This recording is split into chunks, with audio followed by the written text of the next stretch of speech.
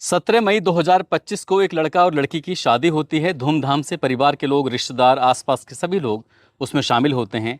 दूल्हा जब अपनी दुल्हन को विदा कर कर लेके जाता है, तब दुल्हन उसके साथ 13 दिन तक रुकती है। इसके बाद दुल्हन अपने घर चली जाती है और घर जाने के बाद फिर से उस दुल्हन को लाने की तैयारी चल रही थी। लेकिन अचानक से खबर पहुंचती है कि 10 जून 2025 को दुल्हन अपने प्रेमी के साथ भाग गई है। उस दुल्हन के जो पिता हैं वो नज़दीकी पुलिस स्टेशन पहुंच जाते हैं, जो कि उत्तर प्रदेश के जिला बदायूं का बिसोली थाना लगता है। पुलिस ने इस मामले को गंभीरता से लिया और आखिरकार उस दुल्हन की और साथ ही उसके प्रेमी की तलाश करना शुरू कर देती है। पुलिस कई दिन के बाद आखिरकार उन्हें ढूंढ लेती है, तलाश कर लेती है और थाने पर लेके आ जाती है। और जैसे ही उनके आने की खबर लगती है तो ससुराल वाले भी और मायके पक्ष दोनों ही लोग इकट्ठा हो जाते हैं। दूल्हा भी पहुंच जाता है। दूल्हे से पूछा जाता है कि तुम क्या कार्रवाई चाहते हो, तो दूल्हा रोने लगता है। रोते हुए कहता है कि साहब, मुझे खुशी इस बात की है कि मैं राजा रघुवंशी बनने से बच गया हूं। मैं तो इसके लिए पूरी तैयारी कर चुका था। हनीमून पे जाने के लिए हम लोगों ने बिल्कुल पूरा प्लान बना लिया था और नैनीताल जा रहे थे। जैसे इसके भागने की और उसके वापस आने की खबर लगी, बस मुझे खुशी है, मैं कोई कार्रवाई नहीं चाहता। वाकई कोई कार्रवाई नहीं होती है। दुल्हन अपने प्रेमी के साथ चली जाती है। दूल्हा खुशी खुशी अपने घर आ जाता है। यहाँ दूल्हा अपने आप को जितना लकी मान रहा था, आज की कहानी जो मैं आपको सुनाने जा रहा हूँ, शायद ये व्यक्ति इतना लकी नहीं था, क्योंकि जो इसकी पत्नी ने उसके साथ किया था वो वाकई सोनम की कहानी को एक बार फिर से याद कर देती है, ताज़ा कर देती है। आदाब, नमस्कार, सत श्री अकाल। मैं उस्मान सैफी। आज की जो सच्ची घटना मैं आपको सुनाने जा रहा हूँ, ये सच्ची घटना है राजस्थान प्रदेश का एक ज़िला है अलवर, और अलवर ज़िले का ही एक थाना लगता है खेरली। खेरली बाईपास की ये सच्ची घटना है। बात कर रहा हूँ 8 जून 2025 की सुबह लगभग 4 बजे के आसपास का वक्त रहा होगा। एक घर से रोने की, चीखने चिल्लाने की आवाज़ें आ रही थी, और जैसे ही आसपास के लोगों तक ये आवाज़ें पहुँचती हैं, आसपास के लोग तुरंत ही वहाँ पर पहुँचते हैं। एक व्यक्ति है जो कि टेंट का कारोबारी है, करोड़पति वो आदमी है। नाम उसका मान सिंह उर्फ वीरू होता है, उम्र जिसकी 47 साल के आसपास। उसकी तबीयत अचानक से खराब हो जाती है। आसपास के लोग मिलकर उस व्यक्ति को सीधा हॉस्पिटल लेके जाते हैं। हॉस्पिटल में उसका उपचार शुरू होता है और डॉक्टर साहब कहते हैं कि हम इसे बचा नहीं पाए, ये मर गया है। अब उसके मरने की खबर जो उसके रिश्तेदारों को, उसके परिवार वालों को पहुंच जाती है, तो परिवार वाले, रिश्तेदार ये सब परेशान थे, ये सोचकर कल तक तो बिल्कुल ठीक था, लेकिन अचानक से इसको हो क्या गया है। तभी घर वाले परेशान थे, लेकिन उसकी जो 2 बीवियां थीं वो ज्यादा परेशान थीं। अपने पति को याद कर करके वो बेहिसाब तरीके से रो रही थीं, बिलख रही थीं। वो कह रही थी कि बच्चों का क्या होगा, हम लोग कैसे करेंगे, कैसे होगा परिवार का भरण पोषण। पत्नियों के रोने की आवाजें जब घर वालों तक पहुंचती है, तो घर वाले यानी कि इस मानसिंह उर्फ वीरू का जो छोटा भाई होता है, जिसका नाम खेमचंद होता है, खेमचंद जो निकटतम पुलिस स्टेशन होता है वहां पहुंचता है और जाकर कहता है कि साहब, हमें किसी पर कोई शक नहीं है, मेरे भाई की किसी से कोई दुश्मनी नहीं है, और बस हम ये चाहते हैं कि आप इस मामले की एक बार जांच कर दीजिए। यदि कोई दोषी हो तो उसको गिरफ्तार करके जेल भेज देना, यदि कोई दोषी ना हो तो कोई बात नहीं है, बस हमारी तसल्ली के लिए आप इस मामले में एफआईआर दर्ज कर लीजिए। पुलिस ने इस मामले में एफआईआर दर्ज कर ली, और एफआईआर दर्ज इसलिए भी की थी क्योंकि ये जो आजकल इंदौर के रघुवंशी, जो सोनम रघुवंशी होती है और राजा रघुवंशी होता है, उनके मामले की जो लगातार ये चर्चाएं चल रही थी, तो कहीं ना कहीं परिवार वालों को शक था कि कुछ भी हो सकता है। 2 पत्नियां हैं, पहली पत्नी के 2 बेटे होते हैं, एक बेटी होती है। दूसरी पत्नी के एक बेटा पहले पति से होता है और एक बेटा बाद में हो जाता है।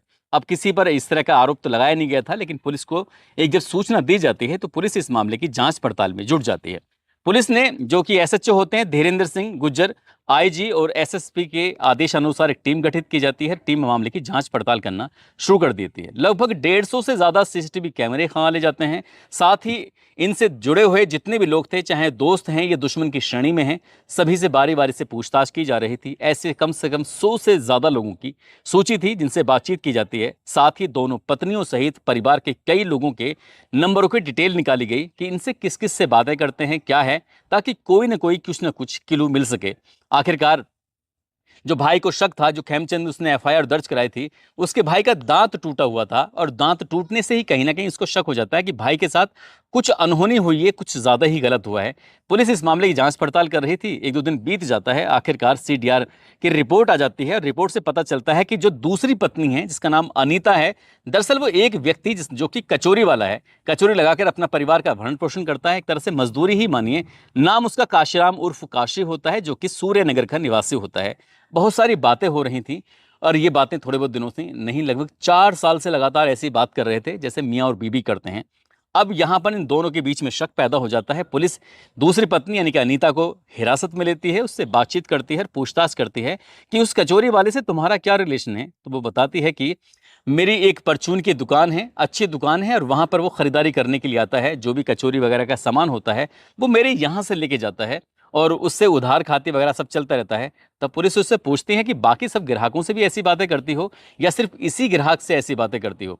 आखिरकार पुलिस ने जब उस महिला से सख्ती से पूछताछ करना शुरू किया है तब वो कहानी बताती है। दरअसल उस महिला को मर्दों की लत लग चुकी थी। लत ऐसी कि पहले उसकी शादी होती है, उससे एक बेटा पैदा हो जाता है, उसका पति पहला वाला उसे पसंद नहीं आता। इसी बीच में उसकी मान सिंह उर्फ वीरू से भी मोहब्बत हो जाती है।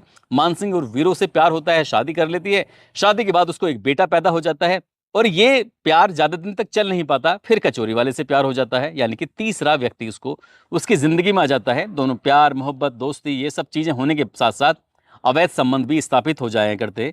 और जब जब इनको मौका मिलता था, जब जब अकेले होते थे, तन्हा होते थे, तो वो कचौरी वाला भी इसके पास आ जाया करता था, जिसका नाम काशीराम उर्फ काशी होता है। आखिरकार इनके प्यार मोहब्बत ये सब चल रहा था और एक साल पहले, इस घटनाक्रम से एक साल पहले, आखिरकार उसके पति यानी कि वीरू को ये पता चल जाता है कि उसकी पत्नी अनीता का काशी के साथ कुछ चक्कर चल रहा है, इनके अवैध संबंध है। उसने इस बात का विरोध किया और उसने मिलने पर, उनके बात करने पर पाबंदी लगा दी। उसने कहा कि कोई भी तुम्हारी दुकान पर खरीदारी कर सकता है लेकिन काशी नहीं आएगा। इस बात को देखते हुए आए दिन घर में झगड़ा होता था, फसाद होता था। जब काशी को लगने लगा कि वो अपनी प्रेमिका से यानी कि अनीता से मिल नहीं पा रहा है, तब इन दोनों ने प्लान बनाया कि क्यों ना इस वीरू को रास्ते से हटा दिया जाए। और इसके लिए तारीख तय की जाती है और पूरी प्लानिंग की जाती है।